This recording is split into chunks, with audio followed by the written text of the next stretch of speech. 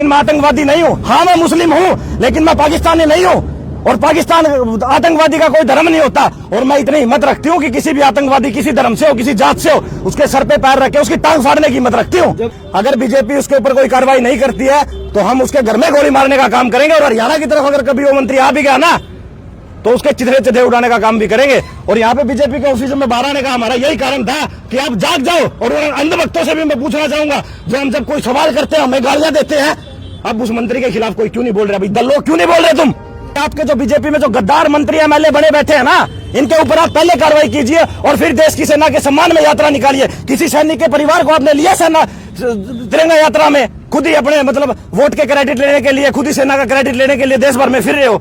ऐसी कर दी। क्या वो मुस्लिम है उन्होंने इसलिए ऐसा कहा? और ये राष्ट्रपति भक्ति का नाटक करते क्या आप ही सिर्फ देशभक्त हो क्या?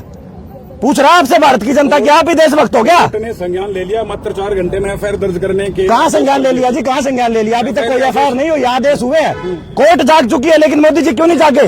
अपनी स्थिति स्पष्ट करें इस चीज पे कि आप चाहते क्या है।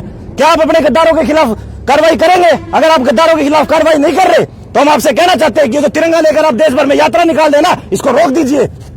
और एक और चीज पे ऊपर ध्यान आपका आकर्षित करना चाहूंगा, उन्होंने क्या, अगर मंत्री एमएलए बनने के बाद आपको शूरवीर बन गए क्या? 1999 में सोफिया जी ने आर्मी ज्वाइन की थी, इनके दादाजी फौज में थे और इनके पिताजी 1971 के युद्ध में थे। 2001 में इनको सम्मानित किया गया था पुरस्कार से। नहीं माफी देखा आपने? माफी मांगने का ढंग क्या ढंग था उनका? हंसते हुए उन्होंने माफी मांगी और क्या कहा? मैंने जोश में कह दिया। जोश में आप होश खो बैठे और आपने सच्चाई कह दी। जो आपके मन में गंदी चीज मैल भरा हुआ ना हमारे देश के मुसलमानों के लिए, हम सबके भाई बहन है मुसलमान। और सोफिया जी ने एक बात कही थी, हाँ मैं मुस्लिम हूँ लेकिन मैं आतंकवादी नहीं हूँ। हाँ मैं मुस्लिम हूँ लेकिन मैं पाकिस्तानी नहीं हूँ।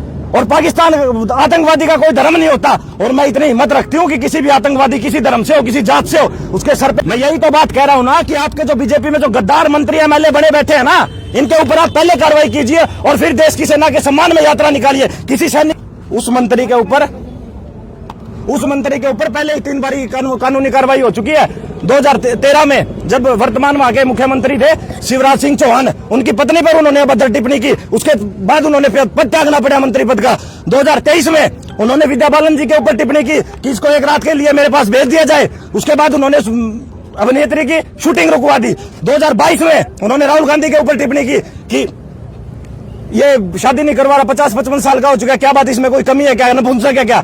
तो ये कोई पहली गलती नहीं है उस मंत्री की। अगर बीजेपी उसके ऊपर कोई कार्रवाई नहीं करती है तो हम उसके घर में गोली मारने का काम करेंगे। और हरियाणा की तरफ